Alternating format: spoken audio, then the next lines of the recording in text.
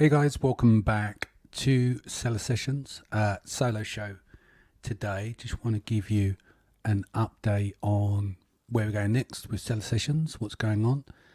If you haven't already, check out the previous show on Monday with Isabella. That was her final day, so I wish her well for the future. Still a very good friend of mine, and she's welcome back anytime. Obviously, she's done 2 years or so on the platform. So I just want to give you an update of what's going on, where we are at with everything. So this isn't a content show, an actionable content. So you may want to skip this episode, or if you're interested in what's been happening this year and stuff, just going to give you a bit of a rundown on everything. So next year, well, in a few weeks' time, I'll be making one announcement, and then I'll do another announcement in January, I think it is. So I spoke to Sharon about it, because when Isa let me know about it, I spoke to Sharon and said, what do you want to do? And she's on board with everything that we're doing here. So that's really good. And at the time, I wasn't thinking about bringing any new co-hosts onto the show. But it can't, for me, stuff like this organically happens. You know, Isabella's very organic, same with Sharon, built relationships, and it kind of worked for that period of time, and consistently now still with Sharon on board as well. So I'll be announcing in probably about a week, 2 weeks, a new person be joining Seller Sessions with us. A lot of you people will know who they are. They've done all the big gigs, you know, in America, and well respected in the industry. And so they will be coming on board in the next couple of weeks. They'll be doing weekly. I haven't determined which day it will be, but yeah, we're deep down the line in talks, discussing what kind of content and stuff that they want to do. And then I'll be making another announcement in January for someone else, but they will be guesting on a monthly basis rather than the weekly. So the new lineup will be myself, Sharon, the third person that I'll be announcing soon, and then a fourth person joining us in January. I think it's important that we're coming up to close to 1,000 episodes now. You have to keep evolving and making the changes, and obviously you want to keep things fresh for yourself. So yeah, just want to go into the new year and make those adjustments as you move through time. You know, they'd say that you either evolve or you evolve or die. It sounds a bit dramatic, but what I mean is that if you do the same thing over and over again, it becomes boring for yourself. It's going to become boring for others as well. So I'm excited to see how that unfolds over the next period of time. Let's move on to the tour. So most of you know that I've been on a world tour this year, mainland Europe, UK, America and Australia. We didn't get to Asia because of COVID. The tour agent over there, we were lining up 3 gigs on mainland China, Singapore and Hong Kong. But the problem with that is we want to do it around Canton, and there's still very much a limitation to do this. So started with putting the tour together last year. I'm going to give you some of the highlights from the tour. Kicking off in March this year, doing Prosper. So that was an interesting one, because actually that's how the tour started. So last July, when we were still having issues with COVID, and the proclamation was in place with Trump in power at the time, we won't be able to travel without a sign-off on visas, from memory that is. And basically I had my bags packed at the door. We had a mention party lined up. I was speaking at Prosper, etc., all the way up to the date, and it just hadn't happened. So that week, instead of walking around sulking, everyone's at Prosper. I was looking forward to doing it. A lot of programming and planning went into it, and we waited till the last minute. It didn't happen. So I decided to do a tour, and I reached out to a few people to see if it's viable to do. You know, you don't know if you can just go ahead and do a world tour and whether people will be interested or not. So yeah, that's how the kind of tour came about. It came off the back of something that you were a bit disappointed with.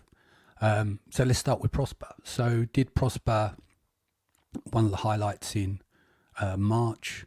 Obviously a lot of people enjoy Prosper. You know, it's highly respected in the industry. And we also put on a party. A lot of people put on fringe parties, so did we, but I was very clear on getting Prosper's blessing. Most people just put fringe parties on, which is absolutely fine. But I feel better about it myself if I go to people and say, you know, if you're speaking on their stage and you're putting on a side event, the least you can do is go to them and say, this is what we can do. So I got Brian's blessing for that.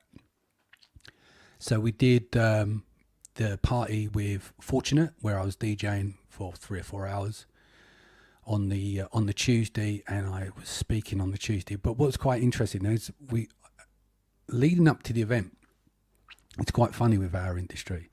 You know, someone come up to me and said, Dan, people are saying that your event at Prosper's being cancelled. And I'm like, right. And he said, yeah, what are you going to do about it? And I said, we're going to do fuck all. What do you want me to do? It's either if there's a fire or a flood, it gets cancelled. If Prosper gets cancelled, it gets cancelled. But other than that, the show goes on. Do you know what I mean? And I'm like, where does people get this information from? And so got into Prosper on the Sunday. And then on the Monday, I have issues with histamine sometimes. So my face blows up like the Elephant Man. So I went over in the morning to Prosper. I spoke to director of programming, Brian, etc. And he wanted me to shadow a session so that I could do the results on the Tuesday morning before my speaking gig at 1 o'clock in the afternoon. So I went over and done that. As I got back to my hotel room, my face is starting to blow up. So it's bright red, all on one side. And it's like a golf ball coming out. And I'm thinking, how can I go on stage looking like this and DJing? So I contacted some IV team. So I got in-room IV treatment. So I had spent about $480 odd on it. So I had mixed vitamins, Bs, various different Bs. I had glutathione push. I had an extra bag of saline and a few other things. Come out like $480. I thought, I've got to do something to get this down. So I stayed in my hotel room all that night and basically hid in there effectively. Phone's blowing up. Dan, where are you? Where are you? Because obviously everyone's out partying. So I ignored it. I didn't communicate because I think if I communicate, they're going to go, come on, Dan, you've got to come out, blah, blah, blah.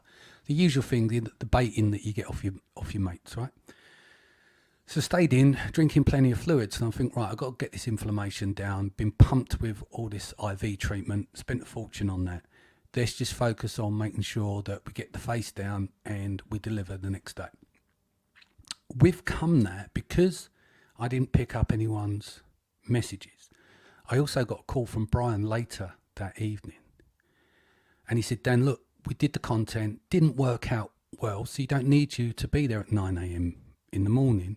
And I said, no, that's fine. Now, look, I got the gig at 4 or 5 o'clock. We had to set up.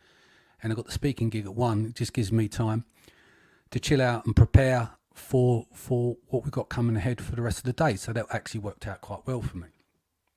But what that did was actually transpired to, I was up most of the night, obviously jet lag and stuff like that, drinking lots of fluids, obviously keep back and forth to the toilet.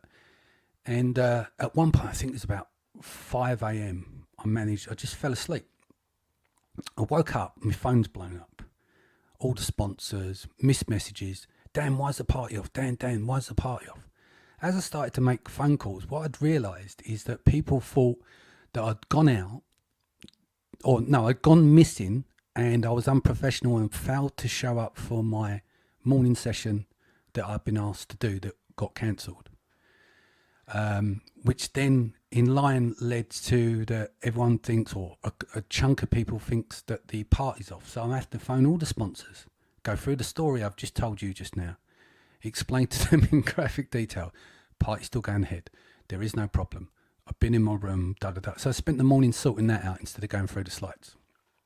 I was still, with the histamine thing, it's still kind of, you kind of get like this vertigo kind of blurry feeling, like trailbacks. It's kind of weird. So I'm not 100% by any stretch. So I head over to the main conference centre, and there was one of the aggregators doing IVs. So I went and jumped in there, had a couple of more, I had one more IV over there just to top it up, and then had to do the gig at 1 o'clock. Now, getting on that stage and under the bright lights, I can barely see anything, and I'm literally holding it together because I've got this blurry feeling, and I'm just like, your brain's not switched on. You're like a step away, like, if that makes sense. You know, like when if someone talks to you, it takes you longer to process the information to then answer. The good part of it was that not only was the room full, like everyone sitting down, people come in and they were standing with their backs to the wall, like with their foot against the wall and making notes as well. So the place was, that room was at capacity for that. And then along the room, there are people staying with their backs to the wall and staying for the full session. So I managed to get through that okay, and then had to get to the venue to make sure everything was set up right. Now, putting on events in Vegas is extremely, extremely expensive. To give you an example, at one point we got a quote to get a microphone to announce, just to announce the sponsors, say thank you for sponsoring, etc., etc. Because obviously their contribution towards costs and stuff. They quoted us $853. When I looked at the breakdown of the quote, it was 2 hours travel time, then 4 hours labour on site, and then there was management fees, and then obviously there's the Vegas taxes. So effectively, a Shure M57 microphone, which is an industry standard microphone for live performances, on Amazon is about £88 in the UK. So you can imagine where I went with that. But it's quite interesting, is like literally you will be charged for raindrops coming down the window. So the party, with Fortunate, went brilliant. So we had, I think it was 167 or 177 7-8 figure sellers in the room. Obviously you're going to have service providers and stuff as well.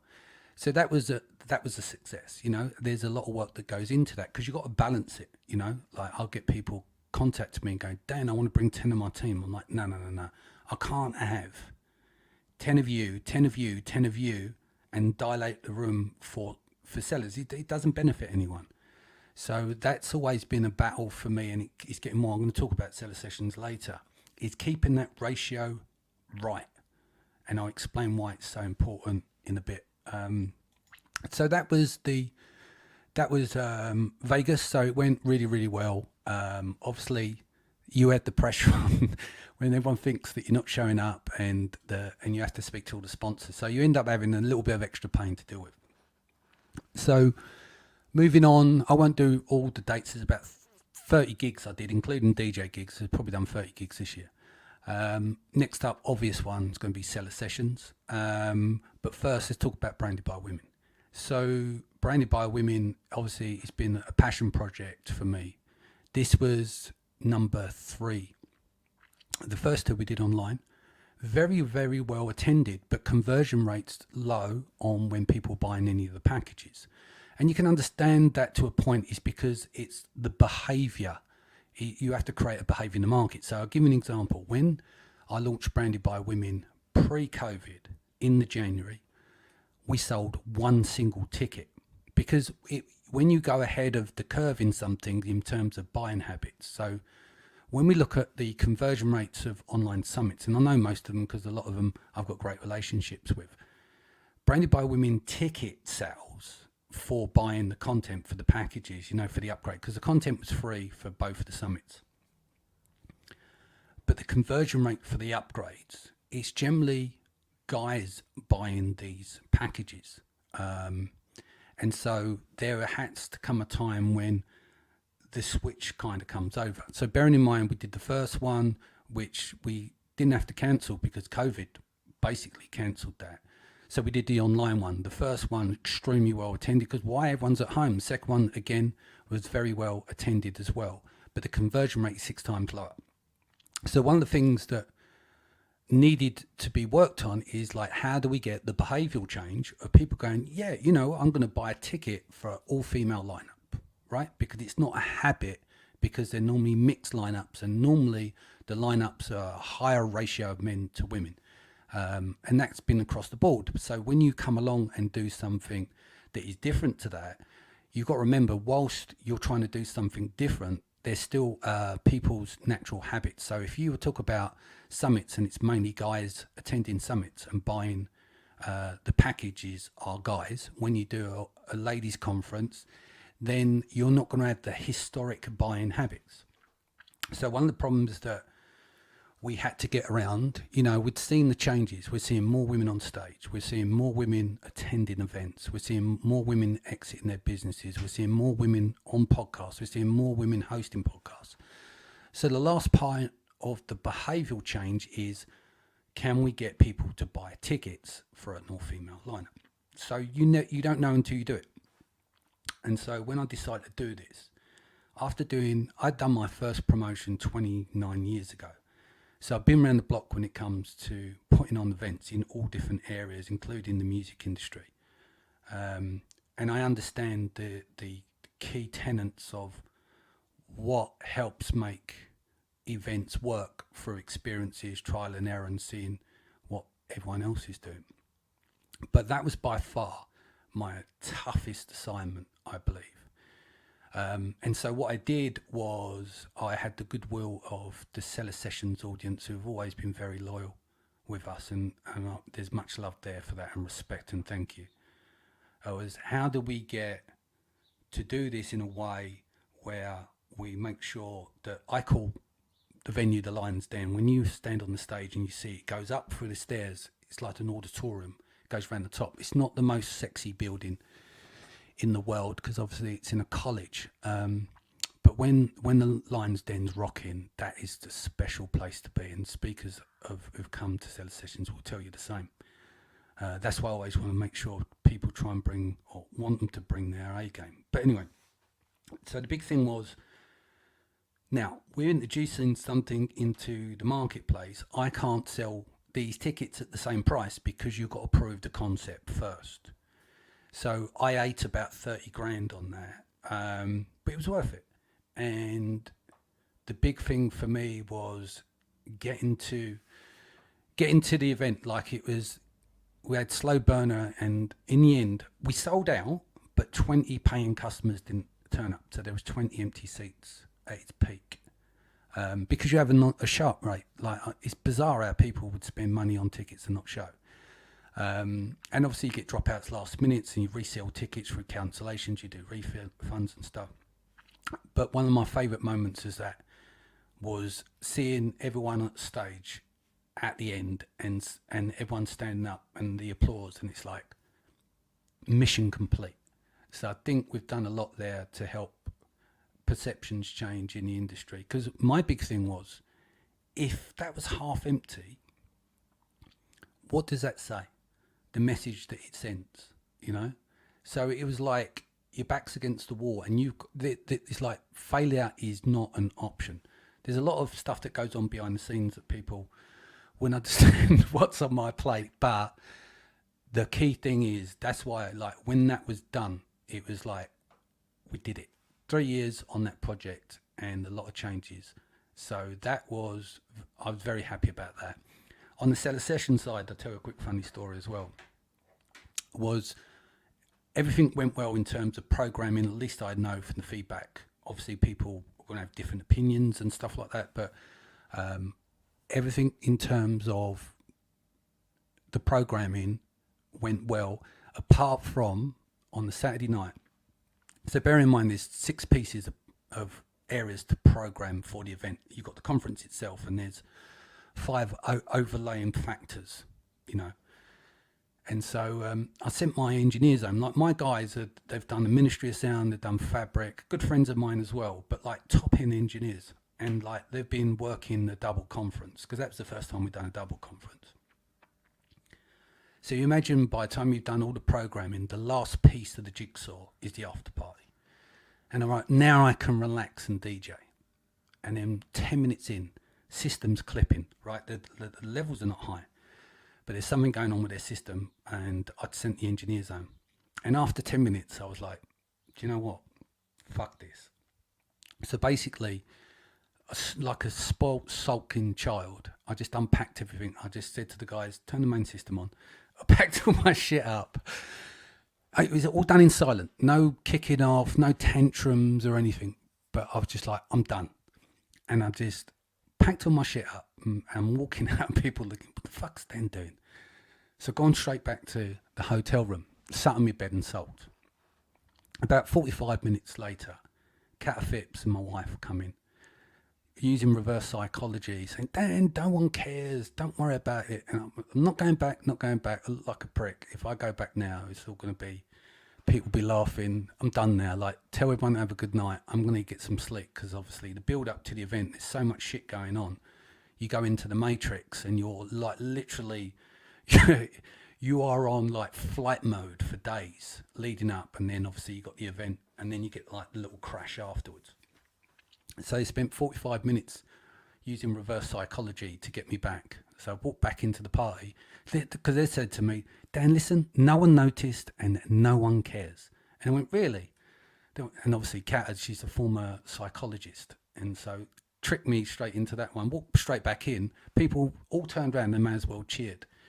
So there's a lesson learned in there, and sulking like a little child. But that was the bit that pissed me off about the event, because it's like, you have one job. You own a fucking venue. At least the sound system works. Stuff can go wrong. You can have a leak in the toilets, right? You can have other things going on. But how can you have a nightclub and not have proper sound? So we will be going back to the venue. They apologised. We'll be using them again next year. We found out what all the problems is, so we can iron it out in the future. And I've learnt my lesson to not go, oh, go on, boys, you go home. You've had a tough couple of days. And if they'd stayed, we might be having a different discussion. But, you know, you can't change the past. So after cashing up and taking care of all supply chain, etc., and make sure everyone got back safely, we then moved on to ASGTG over in Brooklyn. So that was 2 days after Stellar Sessions. I'm out on the flight. The interesting part about great event, loved the work that Ed's been doing down there for the Jewish community down in there, open to everyone, of course, but big element of the Jewish community attending there. Food's great, great production, very professional. Now, this is no reflection on Ed or the event. This is me, right? So Mark, a friend of the show, some of you guys will know Mark, but he travels with me when I'm out on tour and do most of the gigs. We travel together. This time we were separate. He was doing another event and he was meeting me. So we've landed and heading to the hotel. I didn't check the hotel, by the way. So we said to our tour agent, listen, can you book in, need 5 minutes from the venue? Yeah, Dan, no problem. Sends me over. I went, oh, that looks all right. It's because it had the word plaza in it, right?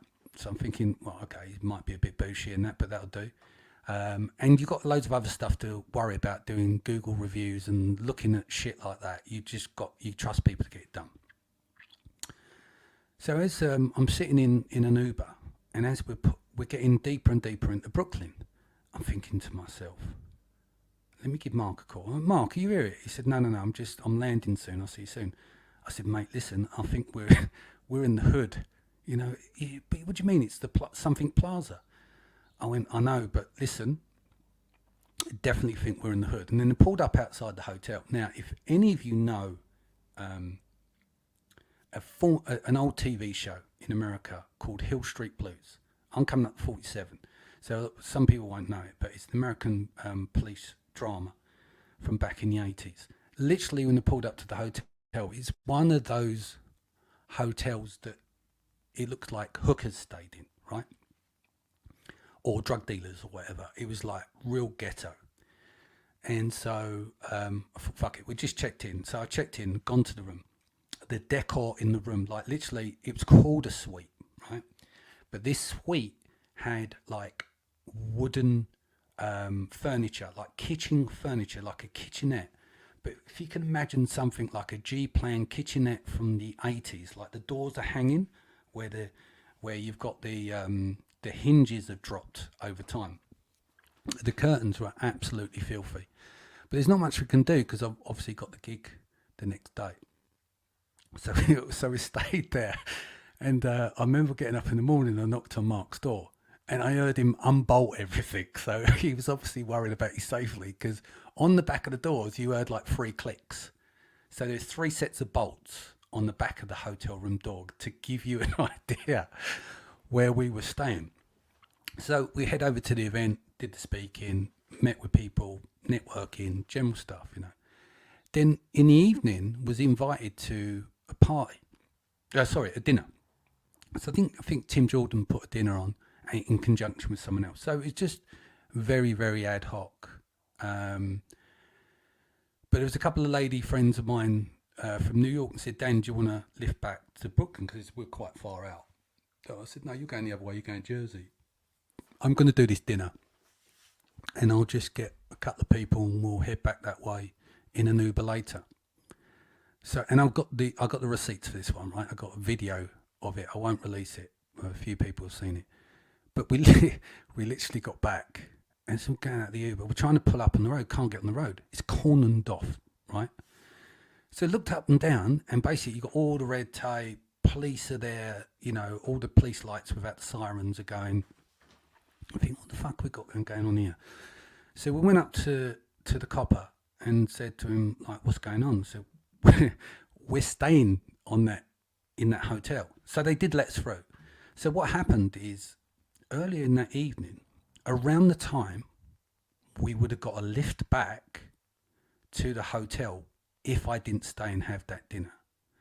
There's a shooting takes place. I don't know if it's a fatality. We didn't ask any questions. I mean, it was still there 24 hours later. So we could have ended up being in the crossfire there. Obviously, it didn't happen. And people were saying to me, Dan, listen, you've got to get out of that hotel, you know, your safety. I said, listen, do you know what? We're now in the safest area in New York. Do you know why? Because it's flooded with police. So it's a hot area. So if you're worried about your safety, then you haven't got nothing to worry about in theory, right? Because it's swarming with police. So you're actually more safer there than anywhere else. So that's a little bit of a funny story of being on the road there. A great event, as I said. That story is no reflection on the event, doesn't stop you from going. It's just that we end up in more of a hood end of Brooklyn, which is easily done, but shall not be repeated in the future. Other highlights as well, Estonia. I love Estonia. I went back, done the second gig. The DJ gig was really good. I was really, really happy with that because a lot of the time when you're out on the road and you do the conferences, you have gigs where people really love the music, but they're just staring at their phones with their back to you. So it's not as fun as an enjoyable experience unless the audience is engaging with you. You get the vibe, right? So if people are dancing and stuff. So I've done a few gigs where, maybe 3 or 4, where literally, you know, people enjoy it, come up and go, oh, Dan, love the music, da da da. But then don't dance because it's not kind of curated that kind of environment. So Estonia was really good. Went over for Augustus's event, Bar Camp, which was an interesting concept of how that works over in Lisbon. But the standout thing was that because when I was doing some A9 stuff, I got a tap on the shoulder a bit later, and then I ended up having dinner with him. But I remember I had an opportunity to sit down with a former member of the A9 team. We couldn't discuss stuff because he's under contract, but I was asking him about the content. What do you think? He said, you're definitely on the right track. That all makes sense. And I said, obviously, I'm not a developer. He said, well, obviously, that's clear. But what he was trying to get out there is part of the conversation is that trying to cover something as complex as A9, because if an engineer does it, they're going to lose the people. Even with me doing it, it does go over people's heads. And I do try and work out a way of refining that information because I think it's important. So there goes Lisbon. There's obviously loads of gigs, but I'll go through a few of them. Then $1 Billion Seller Summit. That was the first one I've done. That was really good. Enjoyed that.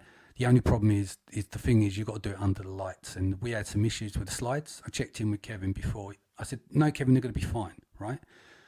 Then on the Sunday night, I think it was, on the Sunday, the speaker meeting, went in and I tested the slides, everyone, because there's lots of animations, because I've done a new A9 presentation, bringing in loads of context of like doing a product search and then what happens after that. And what I did was I broke it down into like a tree format. So there's obviously there's a stem for every step of the way, breaking down how it works, latency, the back end, the ranking modules, etc., then going into matching and relevancy, which once I get a bit of time, I'm going to do a video recording of it, and then I'll release it. So you can listen for it via the podcast, and I'll stick it up on YouTube so that you've got all the latest information on A9 from the science literature. But going back to the point, I'm on stage, and I'd already tested these. They worked. I stood there next to Mark, said, yep, all cool. Some bizarre reason, they didn't work. And for 2 minutes, Kevin's in the background. I'm like, the animations are dropped on top of each other, so you can't present the slides. And I'm thinking, you can't wing this. This is too much data to go through and break it down, and it just looks a mess on screen. So while I kept the crowd entertained for a solitary 2 minutes. Now, 2 minutes on stage when something goes wrong feels like a lifetime. So you have to kind of dig deep into your experiences for that. So we managed to turn it around in the end. And Kevin managed to get up my original slides, and we carried on the presentation, got the job done. But it's like when something goes sideways. For me, it's like, you don't want that to happen at Prosper. You don't want it to happen to a $1 billion seller summit, because no one cares you've put 100 hours into that, or 50 hours, or 200 hours. No one cares. What people care about is what you deliver, because what they don't see what goes on in the background in preparation. But what you do under the lights is the most important thing. That's what you get judged on, right? So I was a bit pissed about it going sideways, but then I take full accountability for that. DJ gigs went well. Me and Leo went back to back and did four deck mixing as well. So we done the boat party, and then we done like a little warehouse party later. So that was good. Skipping forward a few gigs, I want to go to the final gig is Australia. So Jamie and Michael were actually one of the first people I called regarding doing the tour as of last year. I said to them, look, I'm looking for people to help me program the tour for Australia. Would you be up for the idea? And they said, yeah. So originally we were going to start out as 3. We was going to do Sydney, Melbourne and Brisbane, but they would have been much smaller, say 100, 150 sellers. And it'd be more like in a meet-up format, because of developing something over there obviously would take time, and the production of, putting on 3 conferences in 3 cities is a lot of work for anyone. So what was quite interesting about this, 1 second, for some reason that's gone to sleep. What was quite interesting about this one is what was originally as an idea was going to me go out with the guys, and we'll go to each of these cities. Is that, okay, we'll add a couple more to the lineup, and then the production got bigger, and then it's just going to be Sydney, and then literally they turned it into a mini Prosper. It was a trade show. So they've gone from let's do this into hundreds of thousands to put on the biggest Amazon-based, not event, but Amazon-based conference, not a broad-based conference, that's ever been seen in Australia. Now, that's a lot of stuff to put on the line. And I said to the boys, I said, you're fucking mental to do this. Because it's like they've gone from, what they did is year 5. They didn't, they skipped years 1, 2, 3 and 4 and developed. They went all in at the top. They put all their chips on the table and pushed them on. And the danger of that is, especially when it comes to promoting and putting on events, you're as good as your last event. So I've done 6 sold out events in a row. Now, that hasn't always been that way, because I've done it for 29 years, and I've watched what happens. The moment you got half full event, you're finished. I've never seen the full recovery. You don't get any grace with it. You have to execute to perfection, or people just move on. So you're only as good as your last gig. So what they risked was not only a shit ton of money, going balls out to do a big event like that, the biggest that Australians have ever seen in the Amazon community. It could have had a tremendous impact on everything else they do, but they believed in themselves so much as entrepreneurs. And by the way, this is their event. I'm not putting any claim on it. What I'm saying is the germ of idea came from me having a chat, to them doing their own thing with me speaking there and then bringing in other speakers and stuff. But the tremendous scale that they put it on at was just incredible. And to be honest with you, it's probably outside of Seller Sessions, I'm going to be biased, but I'm going to say this, is that it's hands down the best programming been done. Like when I say that, I say production. I don't do big production. With Seller Sessions, we're in the college. I keep the ticket price down because I'm focused on that, because I know how price sensitive sellers are, and the focus is content, the people there to do the networking, the partying as well after as well, and bringing all of those elements together, the core trifecta of what I believe is events are about. You know, you can have gold-plated walls, but do you want to pay $2,000 for gold-plated walls, or do you want to pay for what's necessary? And that's how you keep your ticket prices down, along with the support of sponsors. But the production, everything was magnificent, super clean as well. Like when it comes to conferences and trade shows, some of the buildings can be quite grubby. This was spotless, executed with perfection. Brilliant stage set up and everything else, and the DJ gig after was amazing. Like, it was rolling back the years, you know. It was the best gig I've done since returning to do a bit of DJing, that which all started at Seller Sessions last October, just after the COVID thing. I'd done a 7-hour DJ set. The mixes got out there, and the promoters are saying, look, as you're speaking, would you DJ at the after party? And that's how it's kind of grown organically. But hands down, it was great to finish off the tour there, going out with a bang after a long year of being on the road, not complaining. It's amazing, right? You get to travel the world. Who's going to fucking complain unless they're an idiot? But it was a wonderful experience. It won't be done again for me. I won't be doing another. My body can't take it, and I've got too much going on for next year, which we'll get into shortly. So yeah, that was the end of the tour. Amazing. If you can get a chance to go over there, I will go back next year. I'm going to say this now, and someone just go, oh yeah, I'm sure. I'll probably do 4 gigs on the road, including Seller Sessions. So Seller Sessions in May next year. I'll go back and do Australia in November, and maybe 1 or 2 other gigs, and that'll be my lot, because there's a lot being lined up for next year that I need to focus on. Coming up then, just to quickly talk about Christmas party and Seller Sessions. So Christmas party December 3rd in London. I've got about 20 tickets left from that. Most of them sold out after Seller Sessions from May. So do a search online. I won't drop the links here. Just go into Eventbrite and do Seller Sessions social, and you'll find tickets if you want to attend.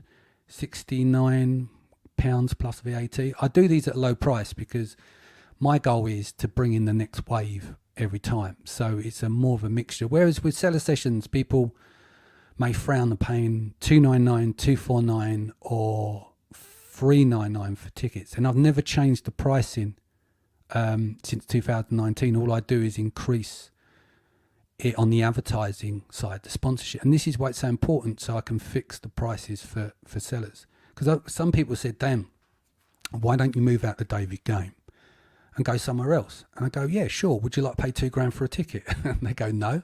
I went, then we start the David Game, and I'll carry on flying who I believe and others believe are some of the very best to give you quality there. Because it's focus, for me, it's focusing on the quality. What really matters? Do you want gold-plated walls? Cool. Then you pay $2,000 or $3,000 for it. What about if you don't have the gold-plated walls in the building? The building doesn't have to be as sexy, but the content's good, the people are good, the speakers are good, the partying's good, the networking is good. Does that make sense? And then for me, it's about value for money as well. I know we talk about perceived value. So if you are going to spend a lot more money on something, I get it, you're more invested. But how sustainable is that? Is if everyone does that same model? It's not, I'd say. So I come from I try and give value for money. But even in the UK, sellers might find that $300 or $299 for a super early bird is very expensive for a ticket. But that's where you kind of make the adjustment. So for the Christmas party, I like to do the tickets cheaper, it breaks even, we put some money behind the bar, there's food there, I'll be DJing, networking, etc., etc. And it's that kind of, people get the opportunity to let their hair down just after a couple of months of that Q4 period. They get a weekend off to decompress, enjoy themselves and get buzzing again, to finish off the last couple of weeks before Christmas, before the postage stopped, to the end of Q4. Seller Session Live, that's going to be May 6th next year. I'll be making some announcements there. But again, this is something that becomes very, very complex behind the scenes. So there's this whole thing with service providers. I know that sellers are super, super sensitive to this. And I know where they're coming from here. And what we've seen a pattern of is there's been more and more service providers attending events. As there's more and more promoters are attracted to the industry that come in, they have their own value sets on how they do things. So there's been a trend where people sell the speaking slots because content isn't their first thought process. Selling stands, selling advertising is that they're there to make money. So now we've got a trend which is kind of become a bit ubiquitous, where service providers are trying to pay to be on sale. Now let me separate what I mean by service providers. I'm talking about service providers you've never heard of, and it's the head of marketing at such and such. I'm not talking about a Destiny Wishon. I'm not talking about a Yana. I'm not talking about a Tim Jordan. I'm not talking about a Lee Rand Hirschhorn, Anthony Lee. I'm not talking, they're content providers that also offer a service. There's a big difference. Because I've seen it time and time again. When people sell the slots, we've seen it in the UK, people go up on stage and they're pitching. And they're pitching for their life because they've just paid X amount of money, and to them, they can't get into content mode. They're in sales mode. And to be honest, sellers hate this. I know they hate it with a passion, and they're super sensitive to this. And this is why I've always fought back on having, people come and go, oh yeah, I need a speaking slot. It's like, no, the speaking slots are not for sale. It's not a conversation. I just had one recently. I said, if you would like to not advertise with us, I'll probably understand, but content and advertisers are kept separate. Now, some of my sponsors have established content providers, not just service providers, that work with them. That's a different story. But that's where I draw the line on things. But it becomes more and more difficult. And the reason I say this is because if you don't have the support of sponsorship, you have to raise your ticket prices. That's it. This is as simple as that. But if you have sponsorship, you can either decrease or maintain even when costs go up. Every year my cost for seller sessions go up, but the ticket price to the Amazon community seller hasn't. And so that's the one that you've always got to balance off, because I'm losing a lot more opportunities for advertisement when people are now coming as a default. Yeah, I want a speaking slot. What do you mean you want a speaking slot? Yeah, I want to speak on stage. Well, hold on a minute. You're X company doing what? Have you actually been to seller sessions before? Do you realize that the only stuff that we do is based around advanced marketing, ranking, PPC? They don't care. Now, I need a speaking slot. So basically I have to say no to a lot of stuff. And that's kind of the struggle, I think, because this is why I believe that we're seeing, one, the community has shrunk to a certain degree because there's a lot more legislation in place and a lot more red tape and more humps to jump over. So inherently what's going to happen, it's going to thin out a certain crowd, and then it's going to have a core group of people. And that's fine as well. It's not about the numbers, it's about the quality, about everything. That's why I always focus on the 1%, and everyone else can join in, if that makes sense. But getting back on point, it's very hard now and gets complex with deals, because what you've got to understand is you need sponsorship that subsidize for the tickets and production other piece as costs rise. But you've also got to understand it's the service provider and sponsors still need a return on their investment, or they won't bother advertising. So it's kind of marrying up both parties. And I have a rule as well. I don't want, like, if you're a sponsor, I'm not having you 10 of your team running around in t-shirts like guerrilla marketing, because it doesn't work in the UK. It just pisses sellers off. So I have to explain that. And it's hard conversations to have, because my job is to get the job done and make sure that everyone is satisfied. But these can be very complex conversations, and to get stuff over the line that works for everyone. So the point I'm saying is that it's very necessary, and I'm respecting. It's the same with the aggregators, what they've done for the industry. People will shit on them, but look how many millionaires have come out of it. Look how many people have got legacy money because of that space. Do you see what I mean? So I believe they brought a lot to the table. But obviously aggregators don't barely advertising now. They're hunkering down for the winter, shall we say. And I see this coming a long time ago, because even as middle last to late last year, you know, I deal with a lot of people, and they'll come to me and go, Dan, you're not getting the ad dollars you get next year. And I went, okay, you know, it's like, yeah, things are changing up. And you started to see before, you know, the layoffs and stuff, you did start to see everyone tightening belts, because that's when the first indicator comes, because they look at where their money's going, then the next stages. So I knew winter was coming much earlier than most maybe anticipated. But we knew that the bubble couldn't carry on at those multiples anyway, because it's unsustainable in the market.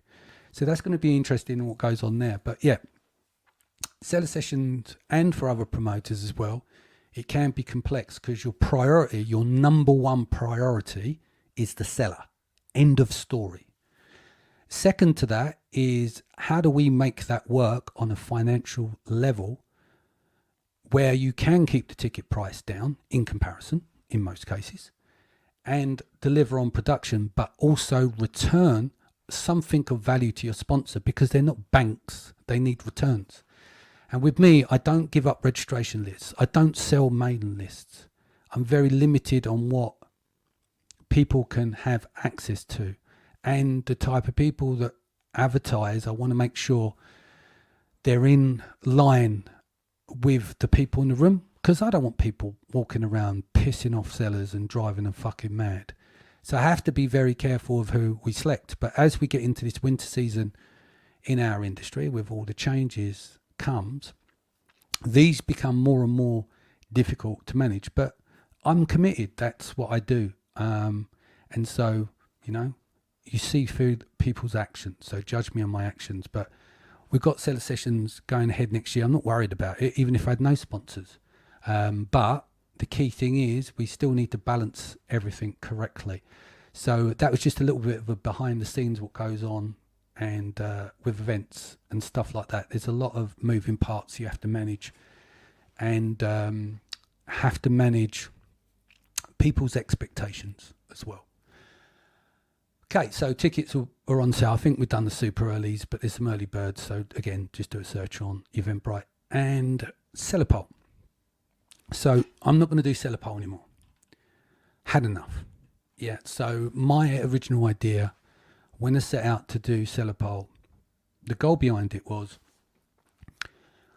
how can we kind of curate something where new people come into the industry, because everyone talks about scammers and stuff, and I'm not using my platform as a toxic playground doing zero-sum games, status game, virtual signaling, you're bad, I'm good. I'm not interested in that. I'm interested in good vibes. So I thought with Sellerpole, brings community together.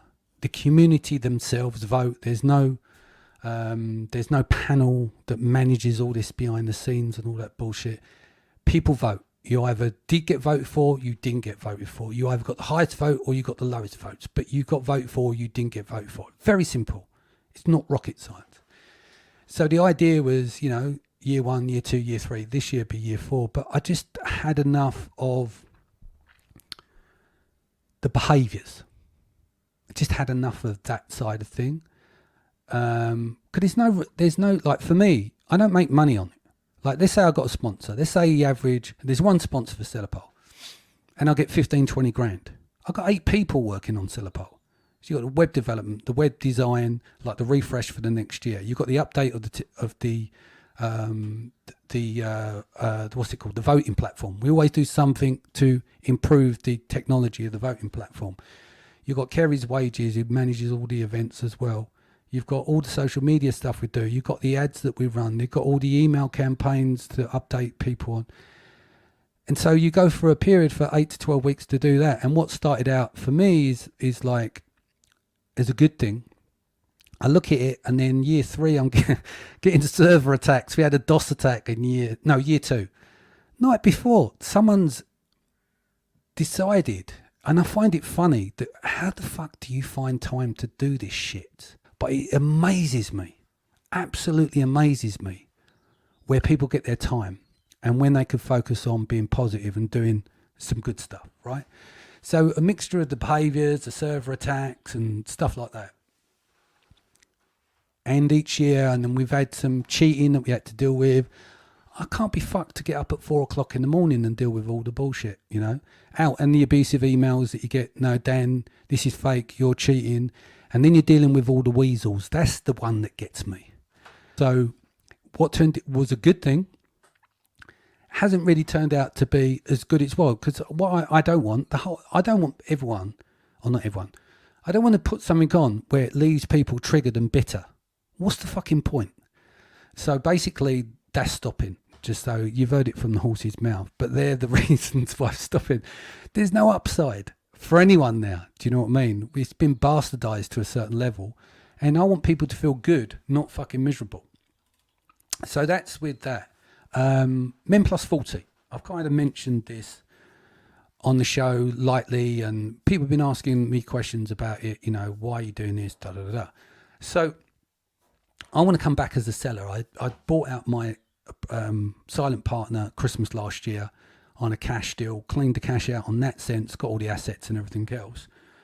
But so that slowed things down. But I wanted to do something after being in Amazon for 7 years and seeing thousands of accounts and looking after 7-8 figure sellers through the agency as well. Because obviously that's on the PPC side. But no one sees all the A9 stuff I do, all the stuff that I do with these sellers doing tens of millions and stuff in the background on the business end of things as well. So you get to see a lot on that side. I was a seller for about from 2015, and then we sold through the brand, not sold it, but sold through the products, cleared out about 18 months ago now. It might be a little bit longer. But the thing is, I wanted to come back as a seller, but I've got to get up in the morning. I've got to find a way, like after being in the game this amount of years, and a lot of you guys listening, you've been in there, you'll understand this yourself, is like, where do you get the momentum from to go again? But you've got to be really interested, or otherwise you just get kind of, it can peter out. So I wanted to do something where, for me, it has a bit of meaning, and Men Plus 40 is going to be, we just started the Instagram page. There's about 60 reels up on there. I want to work with guys to help them level up. But what we're actually doing, it's going to be a podcast as well, and then launching the brand after. But I want to build the audience on that side first. So nothing changes with Seller Sessions. So if you think about it, effectively all I'm doing is a brand, and I'm the content producer for that brand, in simple terms. So that's to differentiate why people was asking me what's going on. One of the things at the moment, though, I haven't cracked the Insta code. So I've about 230 followers. I've done 50, 60 reels. So we're always, me and Alex, working behind the scene. We're testing lots of little things. And once I've cracked it, or if I crack it, I'll share it all on Seller Sessions, how we did it to, to get that growth going. It might not be the right platform. Insta might not be the right place. I know what we're doing with the podcast will be more in line because of the way that the podcast will be set up with guests. Whereas the page is to kind of kickstart the dialogue with this. So I'll carry on with that. I normally make judgments on about 100, 150 pieces of content because you have to, and you need to get some statistical significance in terms of the data. And the data is all over the place when you've got that low threshold of followers. So feel free to follow and check out what we're doing. Cheryl's working, my wife's working on 3 different products at the moment. She's a product formulator. So we've got a little lab at home. and it gives us a chance to test stuff, and I haven't got to wait weeks for the samples to be adjusted. We can do it in live, like in motion there and then. Obviously, we then have to take them to a professional company, but in terms of testing and looking at all the ratios and see what works, what doesn't, that is invaluable if you can do that at home. What else have I missed off of here? Oh yeah, and then depending on it goes, like ideally I've already been offered investors. I'm bringing in someone from the industry to manage the cap table. She worked at one of the big aggregators. You'll know her by face if you know what I'm talking about. So she's coming on board to manage that, and we're going to go and raise some money. Now the difference with this is if this doesn't work, it's very public, right? But that's what I need to get my blood going in the morning. Like they're little things I need to now at this age in life. I need to do projects that scare me a little bit, that gives me the butterflies in the belly, to make sure I get up. Because if I go and we're looking at doing glassware and all this kind of stuff, if I do that, I'd just be fucking bored with those kind of products. And I think you guys understand what I'm saying. Some people can actually just use their business like a stock portfolio. Chop it in, chop it out. Great, that's your thing. But whenever I do anything, I have to be 100% in. It's all or nothing with me. So we're going to find out whether it wins or it loses. So there's only one way to find out. It's just to get the fucking job done and find out. But so yeah, slow burner on that side, where because they're developing the content and stuff for Men Plus 40 for the brand or lead up to the brand, it'll be building on the Insta. We may adjust and switch platforms to see what works. Like when I launched Seller Sessions, that started out in 2017. It was a webinar. Then we moved it onto YouTube. Then YouTube, we moved to a blog, and it didn't take off until we did the podcast at the very end. So what you do is you find your medium, then you double down. So you'll try a number of different channels. So Insta we'll carry on cracking. We might crack it or we might not. And then we've still got 150, 200 pieces of content that could be programmed in by Flick and then posted on, say, YouTube Shorts or the other platform. What was it called? TikTok. So there's nothing lost there. We need to find our feet with that. But the podcast I'm pretty confident about because of the type of guests we're bringing on, and that, as being nearly 1,000 episodes here, that's no guarantee that it's going to be successful, because timing plays a role in everything. But yeah, I'm looking forward to where the future's going. I'm still very, very committed to Seller Sessions and what we're doing here. I'm still committed to sellers. I think I show that through my work and my actions, not my words. And I carry on planning to do that. And next year, with the changes on the podcast as well, as we evolve, things need to change. And I'm hoping that you will be receiving the very best of content. And that's always been my target. Whether I win or lose, that's always been my goal, to make sure is that got to make sure the content's right. And you're not going to win every week.